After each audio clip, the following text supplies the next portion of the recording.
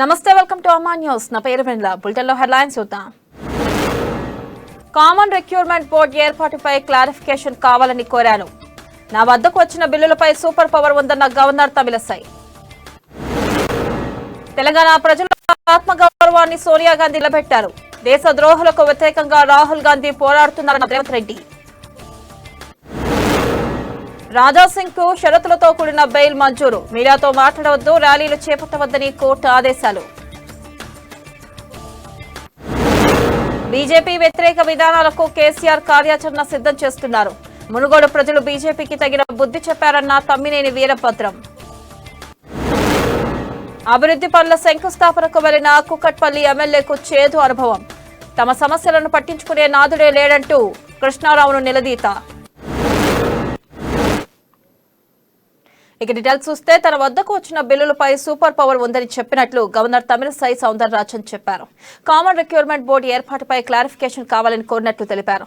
తన వల్ల నియామకాలు ఆగిపోయినట్టు ఆరోపిస్తున్నారని, టీచింగ్, నాన్ టీచింగ్ పోస్టులు భర్తీ చేయాలని గవర్నర్ గా బాధ్యతలు చేపట్టిన నాటి నుంచి చాలాసార్లు కోరినట్లు Tamilisai స్పష్టతనిచ్చారు.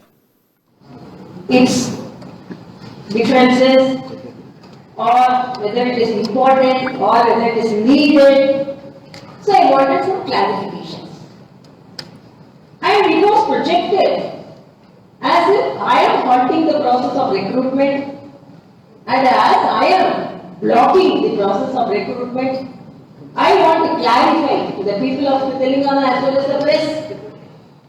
I am the person from the day of my swearing in was pinpointing so many posts are vacant. And all the posts, particularly teaching and non-teaching, should be filled as early as possible to facilitate good education, good teaching, and the demand is almost as old as my governorship. And I communicated and interacted with all the vice chancellors, and I prepared a very big reports. Each and every university I spent 2 to 3 hours, and I prepared భారతదేశంలో ఎక్కడా లేని విధంగా CM KCR, మంత్రి హరీష్ రావు బస్తీ దవాఖానాలు ఏర్పాటు చేసి ప్రజల ఆరోగ్యానికి పెద్దపీట ఇస్తున్నారని ఎమ్మెల్యే దానం నాగేందర్ చెప్పారు. ఖైరతాబాద్ లోని మక్తాలో ఏర్పాటు చేసిన క్యాటరాక్ట్ కంటి స్క్రీనింగ్ కేంద్రం, ఆశా వర్కర్లు, ఏఎన్ఎంలకు ఎమ్మెల్యే చీరలు పంపిణీ చేశారు. స్థానిక కార్పొరేట్ డిఎంహెచ్ ప్రభుత్వ అధికారులతో కలిసి పంపిణీ చేశారు. ఇక తెలంగాణ రాష్ట్రం ఏర్పడిన తర్వాత సీఎం కేసీఆర్ వైద్య ఆరోగ్య శాఖకు పెద్దపీట వేశారని దానం తెలిపారు. ఇక రానున్న రోజుల్లో ప్రతి పేదవాడికి వైద్యం అందించాలన్న సీఎం కేసీఆర్ లక్ష్యంతో వైద్య శాఖలో హెల్త్ ప్రొఫైల్ ఏర్పాటు చేసి పెను మార్పులు తీసుకురాబోతున్నారని దానం నాగేందర్ వివరించారు.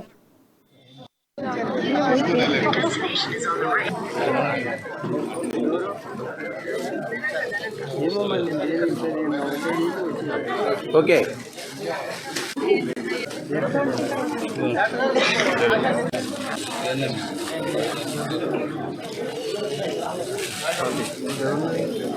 రాజ్నగర్లో ఉన్నటువంటి సెంటర్లో ఎవరైతే క్యాటరాక్ట్ పేషెంట్స్ కానీ వాళ్ళకందరికీ కూడా ఉన్నటువంటి సమస్యని మరి డిటెక్ట్ చేయడానికి మరి ప్రభుత్వ పరంగా గౌరవ మంత్రివర్యులు హరీష్ రావు గారు, హెల్త్ మినిస్టర్ గారు ఇదొక ఉద్యమం లాగా, అంటే దేశంలో రాష్ట్రంలో ఉన్నటువంటి ఇలాంటి పేషెంట్స్ అందరినీ కూడా ఐడెంటిఫై చేసి ప్రభుత్వ పరంగానే 57 రకాల పరీక్షలు, అంటే సుమారు 6 నుంచి 7 వేల రూపాయలు ఖర్చు అయ్యేటువంటి 57 రకాల పరీక్షలు కానివ్వండి, అదేవిధంగా ఏఎన్ఎం ఆశా వర్కర్స్కు సారీ పంపించడంలో కానివ్వండి, వాళ్ళ శాలరీస్ కూడా మీరు చూశారు, కార్యక్రమాలు తీసుకోవడం జరిగింది. అందుకనే గౌరవ ముఖ్యమంత్రి గారికి మీరు చూస్తున్నారు, ఈరోజు ఏదైనా వచ్చినటువంటి పేషెంట్లందరూ కూడా ముఖ్యమంత్రి గారిని మనస్ఫూర్తిగా దీవెనార్థలు ఇస్తూ ఉంటే ఎంతో ఆనందం అనిపిస్తుంది. ఎందుకంటే ఈ ప్రభుత్వం పేద ప్రజల ప్రభుత్వం, ప్రజా సంక్షేమం గురించి కట్టుబడి ఉన్నటువంటి ప్రభుత్వం కాబట్టి ఈరోజు ప్రజలకు ఇంత పెద్ద ఎత్తున కార్యక్రమాలు చేపట్టినటువంటి ఏకైక ప్రభుత్వం ఈ రాష్ట్రంలో, దేశంలో ఏదంటే తెలంగాణ ప్రభుత్వం కేసీఆర్ గారి నాయకత్వంలో జరుగుతుంది. కాబట్టి ఈరోజు వచ్చినటువంటి ఈ కార్యక్రమంలో వచ్చినటువంటి డిఎంఎండ్హెచ్ఓ వెంకట్ గారు, అదేవిధంగా డాక్టర్ ఐజర్ గారు, అదేవిధంగా రేవతి గారు, స్థానిక కార్పొరేటరు సంగీత గారి, అంటే ప్రజలకు ఒక చైతన్యం తీసుకురావాలి, అవేర్నెస్ తీసుకురావాలి. ప్రభుత్వం చేసేటువంటి ప్రతి కార్యక్రమంలో వాళ్ళు భాగస్వాములు కావాలన్నటువంటి ఏదైతే ప్రభుత్వం సంకల్పం ఉందో దాంట్లో వారు కూడా వారు ఇంత పెద్ద ఎత్తున వారు కోఆర్డినేట్ చేయడం వారందరికీ కూడా ధన్యవాదాలు తెలియజేసుకుంటూ ప్రత్యేకంగా గౌరవ ముఖ్యమంత్రి గారికి హరీష్ రావు గారికి హృదయపూర్వకంగా ధన్యవాదాలు. జై రాజ్నగర్లో ఉన్నటువంటి సెంటర్లో ఎవరైతే క్యాటరాక్ట్ పేషెంట్స్ కానీ వాళ్ళకందరూ కూడా ఉన్నటువంటి సమస్యని మరి డిటెక్ట్ చేయడానికి మునుగోడు ఎన్నికల ఫలితం కోసం రాష్ట్రమే కాకుండా యావత్ దేశం ఆసక్తిగా ఎదురు చూస్తుందని సిపిఎం రాష్ట్ర కార్యదర్శి తమ్మినేని వీరభద్రం చెప్పారు. మునుగోడు ప్రజలు మంచి తీర్పు ఇచ్చి మతోన్మాద బీజేపీకి బుద్ధి చెప్పారని అన్నారు. రాబోయే కాలంలో బీజేపీ వ్యతిరేక విధానాలకు కేసీఆర్ కార్యాచరణ సిద్ధం చేస్తున్నారని వీరభద్రం తెలిపారు.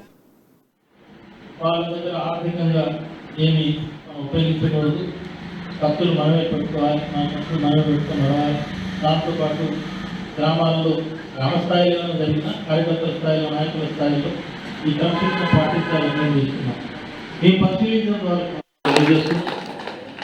నిన్న మన వాళ్ళ ఆఫీస్కి వచ్చినప్పుడు కూడా చెప్పాం, ఇవాళ మనం కలిసి పనిచేయడం అనేది కేవలం ఎన్నికల వరకు కాదు, తర్వాత కూడా కలిసి పనిచేద్దాం అనుకుంటున్నాం. దాంతోపాటు గెలిచిన ఎమ్మెల్యే అనేక వాగ్దానాలు చేశారు ఎన్నికల సందర్భంగా.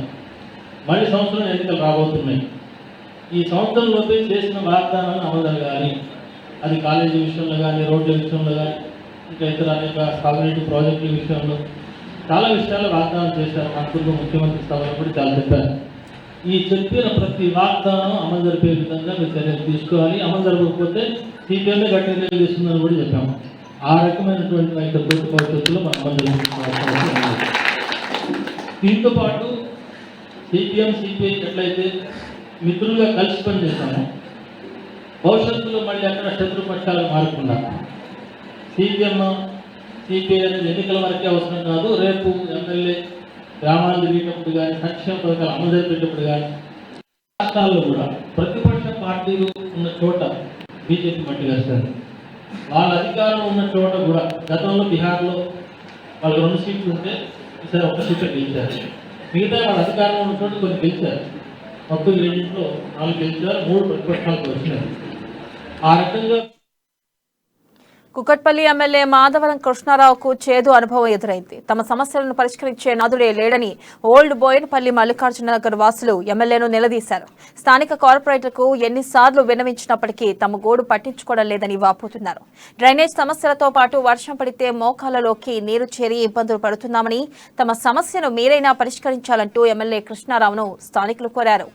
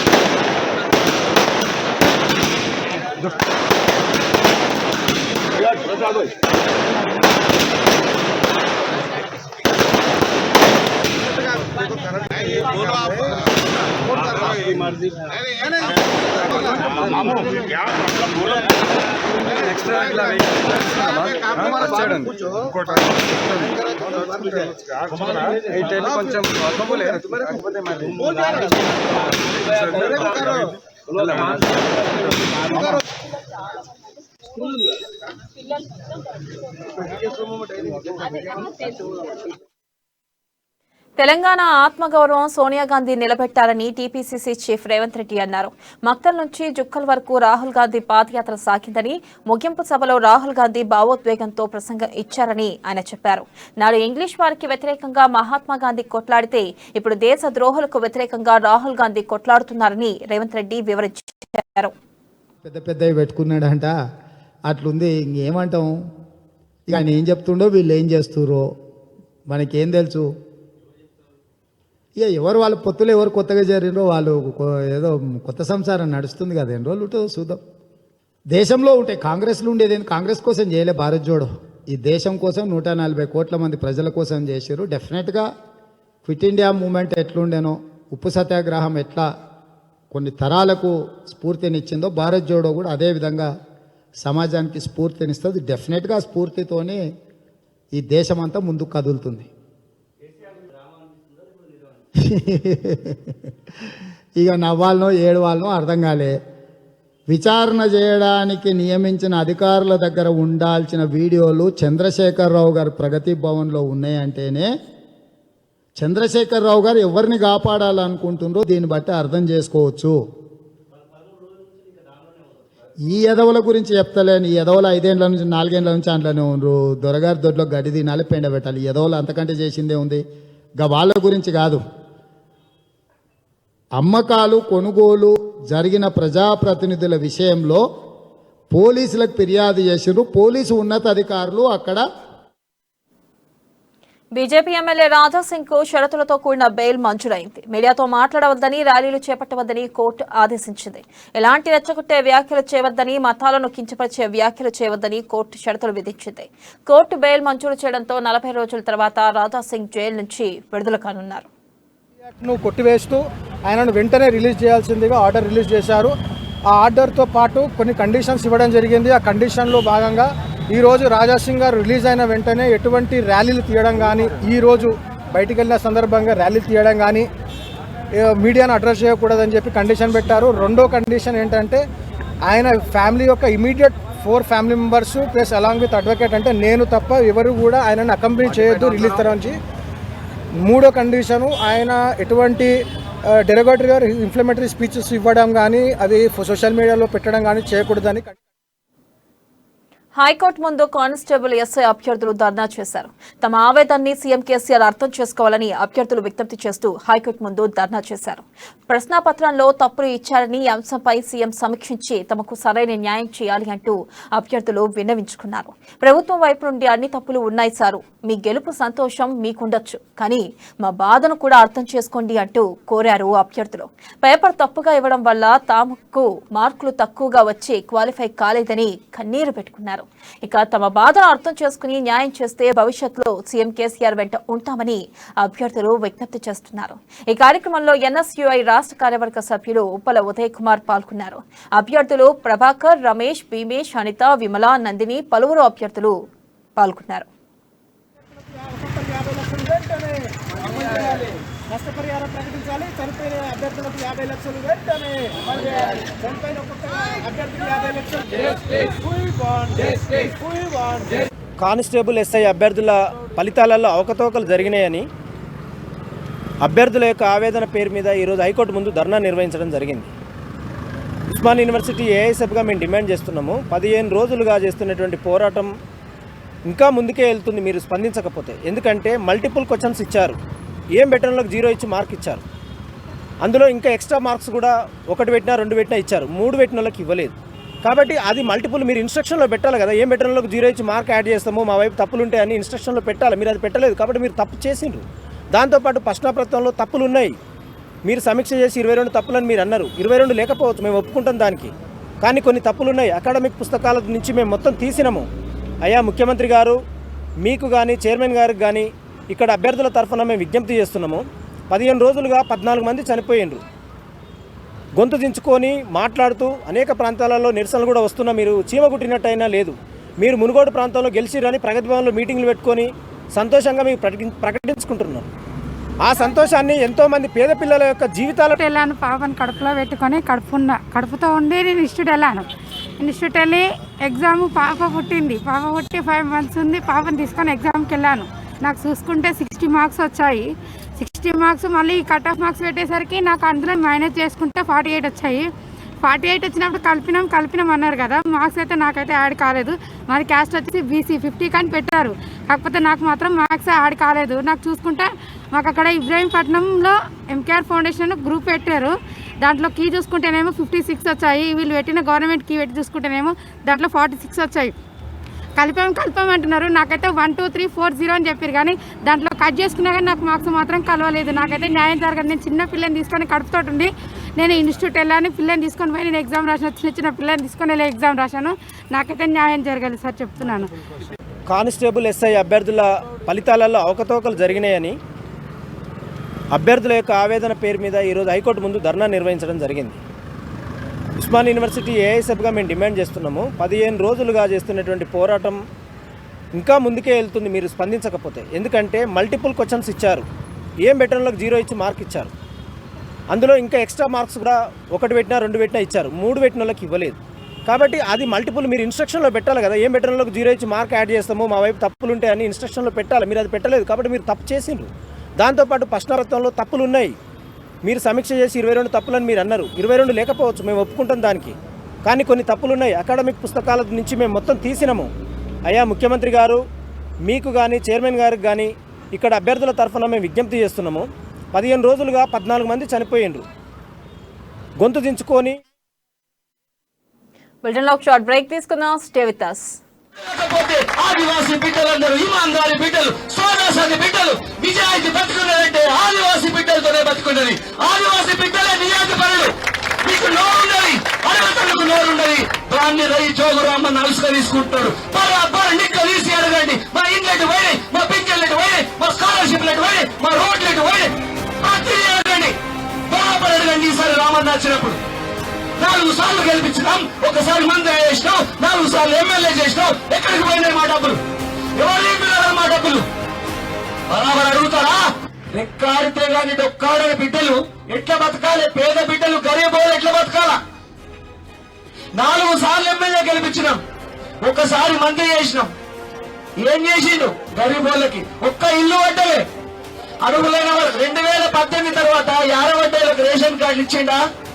ఒక్క రేషన్ కార్డు 50 వడ్డేలకి ఒక్క రేషన్ కార్డు ఇస్తలేడు. 2018 తర్వాత కొత్త పింఛన్లు ఇస్తలేడు. మన చదువుకునే బిడ్డలకు స్కాలర్షిప్ ఇస్తలేడు. ఇల్లు కట్టుకుంటామా? స్కాలర్షిప్ వస్తాయా? ఎవరిని మోసం చేస్తున్నాడు? ఇదేనా దగా? ఇదేనా పద్ధతి? ఈసారి ఓట్లకు వచ్చినప్పుడు అందరూ అడగండి, ఏమి రారామన్నా మా ఇల్లెటు పోయినాయి, ఏమి రారామన్నా మా పింఛన్లు పోయినాయి, మా స్కాలర్షిప్ పోయినాయి, మా ఎస్సీ ఎస్టీ బీసీ బిడ్డలకు లోన్లు పోయినాయి, ఏమి రారామన్నా రోడ్లు ఎందుకు వేస్తలేవు? అడగండి, బరాబర్ గల్లా అడగండి. అడుగుతారా? Welcome back. మేడ్చల్ జిల్లా బోడుపల్లో అక్రమ కట్టడాలను అధికారులు కూల్చివేశారు. ఉదయం నుంచి పోలీసులు భారీ బందోబస్తు మధ్య కట్టడాలను కూల్చివేశారు. అయితే తమకు ఎలాంటి నోటీసులు ఇవ్వకుండా అధికారులు ఇళ్లను కూల్చివేస్తున్నారంటూ బాధితులు ఆగ్రహం వ్యక్తం చేస్తున్నారు. బోడుపల్లో పుట్టగొడుగుల్లా వెలుస్తున్న అక్రమ కట్టడాలను వదిలేసి తమ కట్టడాలను కూల్చివేయడం ఏమిటని ప్రశ్నిస్తున్నారు. మరోవైపు అనుమతి లేకుండా ఎలాంటి కట్టడాలు నిర్మించినా కూల్చివేస్తామని అధికారులు హెచ్చరించారు. ఇక బోడుపల్ మున్సిపల్ పరిధిలో చాలా మంది కార్పొరేటర్లకు తాము లంచాలు ఇచ్చినా కూడా తమ ఇళ్లను కూల్చివేశారంటూ బాధితులు ఆందోళనకు దిగారు. ఒక కార్పొరేటర్ చక్రపాణికి 1,80,000 రూపాయలు సమర్పించినా తమ ఇళ్లు కూల్చివేశారని ఆవేదన వ్యక్తం చేశారు.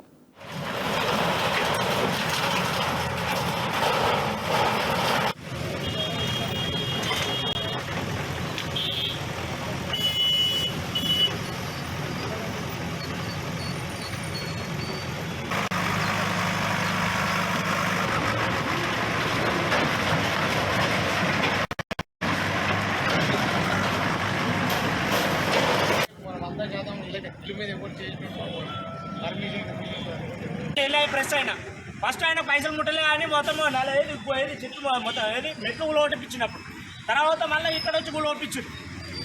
అందరు తిన్నారు అంతా అయిపోయిన తర్వాత ఇప్పుడు ఎంతవరకు న్యాయము? తిన్న కొడుకులు అందరూ వెళ్ళిపోయండి, ఎవడెవడికి ఇచ్చిండో వాళ్ళందరూ వెళ్ళిపోయండి. ఎవరెవరు పైసలు ఇచ్చారో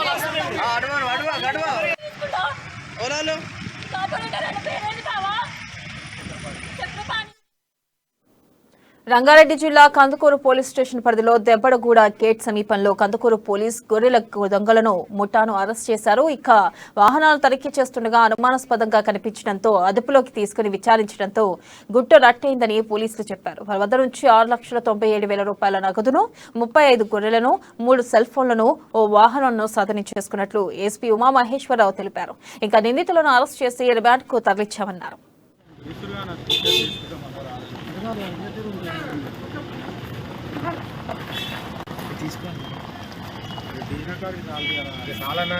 వచ్చింది కానీ నీకైతే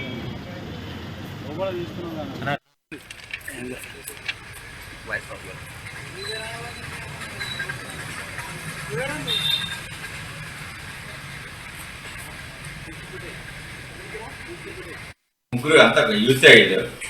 ఈ అరవింద్ సాయి, పెద్ద బొమ్మ మనోహర్, ముఖేష్, వీళ్ళు ముగ్గురు గ్యాంగ్ అప్ అయ్యి ఈ అరవింద్ సాయి ఒక వెహికల్ కొంటారు మహేంద్ర మహారాజు, దాని నెంబర్ ప్లేట్ తీసేసి ముందు రెక్కీ చేసుకుంటారు వాళ్ళు ఈ విలేజ్లో. ఎక్కడైతే మేకల దొడ్లు ఉంటాయి కదా, దొడ్ల ముసలి దగ్గర కొంచెం పగలు వాటి పోయే దగ్గర చేసుకుని రెక్కి చేసుకుని ఆ night time maximum night time recce తీసుకొని ఆ దాంట్లో ఎన్ని పడితే అన్ని మ్యాక్సిమం 9 పడతాయి వేసి వాళ్ళకి ఎక్కడ ఆపుకుంటే వెళ్ళిపోతారు. అది పోయి ఒక రిసీవర్కి ఒకరికి అమ్ముతారు కదా రిసీవర్. అట్లా మనకి మేకలు కొనేది వాళ్ళు ఈ పవన్ నాయన్కి రిసీవర్కి ఇస్తారు.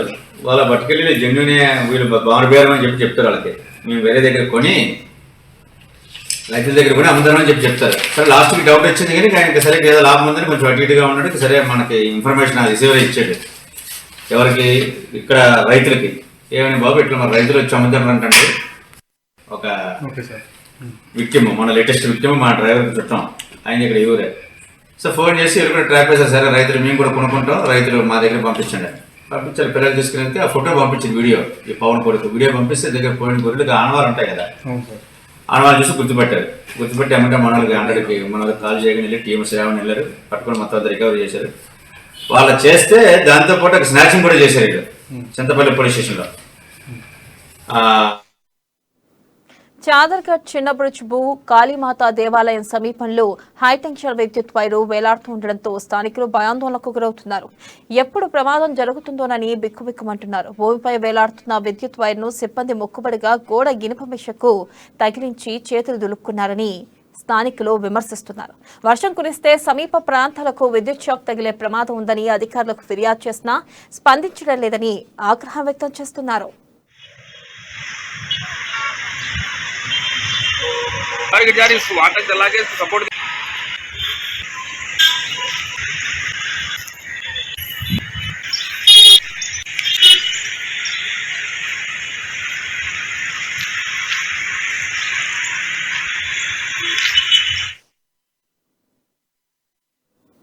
ఏలూరు జిల్లాలో కేంద్ర మంత్రి పర్యటనలో భారతీయ జనతా పార్టీ నాయకులకు ఆహ్వానం చోటు చేసుకుంది. కేంద్ర సాంస్కృతిక శాఖ మంత్రి అర్జున్ రామ్ మొగ్వాల్ నూజివీడు మండలం కొల్లపల్లి గ్రామంలో వెయిటేజ్ స్పెండింగ్ మిల్ను సందర్శించారు. ఇక అందుకు సంబంధించి భారతీయ జనతా పార్టీ కేంద్ర రాష్ట్ర జిల్లా పార్టీ కార్యాలయాల నుండి మంత్రి పర్యటనకు సంబంధించిన వివరాలు తెలియజేస్తూ బీజేపీ సభ్యులు మంత్రిని కలవాల్సిందిగా సూచించారు. అయితే మంత్రి అర్జున్ రామ్ మేఘ్వాల్ ను కలిసేందుకు వచ్చిన బీజేపీ నాయకులను స్పెన్నింగ్ మిల్ కర్మాగార యాజమాన్యం గేటు బయటే నిలబెట్టేసింది. మంత్రి పర్యటనకు తమకు ఆహ్వానాలు ఉన్నాయని బీజేపీ నాయకులు ఎంత చెప్పినా యాజమాన్యం పట్టించుకోకుండా ఇది మంత్రి వ్యక్తిగత పర్యటన అంటూ గేటు బయటే నిలిపివేశారు. దీంతో బీజేపీ నాయకులు ఆవేదన వ్యక్తం చేస్తూ వెనుదిరిగి వెళ్లిపోయారు. సార్ ఈ మాట నేను అడిగింది సమాధానం చెప్పండి. సార్ చెప్పారు మీ ప్రశ్న సలహా ఇది. సార్ మిమ్మల్ని రమ్మన్నారా సార్?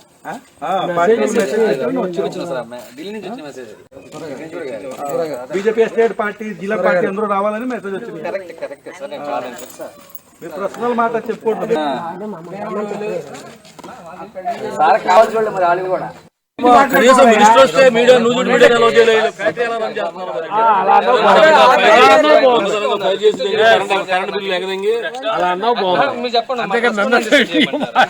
ఏదో ఉంటుంది అది కూడా 3:30 ఆ ప్రాంతం వస్తాను ఉన్నారు సార్. మీ ఇంటికి వెళ్ళి మళ్ళీ సార్ ఎక్కడ ఉన్నారు రమ్మంటే రాలేం కదా, దూరం వచ్చారు. నేను అందుకని నెక్స్ట్ నేనేమన్నా పిఎస్ గారిని ఒకసారి అడిగి అందుకే ఒకసారి ఉండమంటే వెయిట్ చేయమంటే వెయిట్ చేస్తాను అడిగి చెప్పమంటున్నాను సార్. ఎన్ని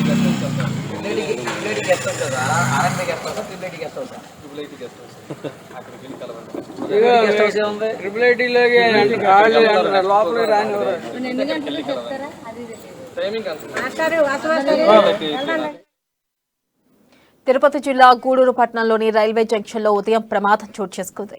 ప్రమాదవశాత్తు రైలు కింద పడి ఓ మహిళ తీవ్రంగా గాయపడింది. వెంటనే రైల్వే పోలీసులు ఆమెను గూడూరు ప్రభుత్వ ఏరియా ఆసుపత్రికి తరలించి చికిత్స అందిస్తున్నారు. దాసిరాజీ కుమారి చార్మినార్ ఎక్స్ప్రెస్ ట్రైన్లో నుంచి గూడూరు స్టేషన్లో దిగుతుండగా కింద పడిపోయి తీవ్రంగా గాయపడినట్లు స్థానికులు తెలిపారు. ఘటనపై రైల్వే పోలీసులు కేసు నమోదు చేసుకుని దర్యాప్తు చేస్తున్నారు.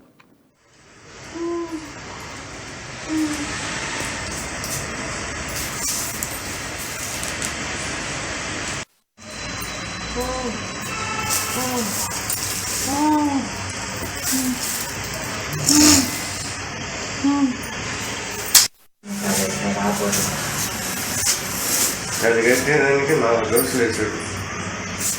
సో